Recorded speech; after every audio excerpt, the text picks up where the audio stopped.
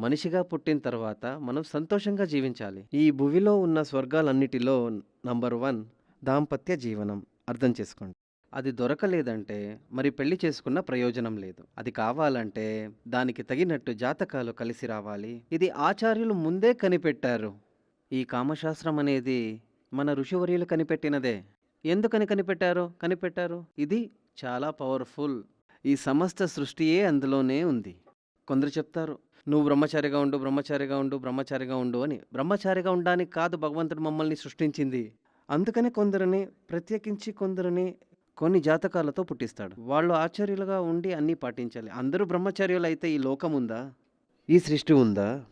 అయితే కామం ఎందుకిచ్చారంటే, ఇక్కడ సంతోషంగా జీవించడానికి, సంతానోత్పాదన కావడానికి.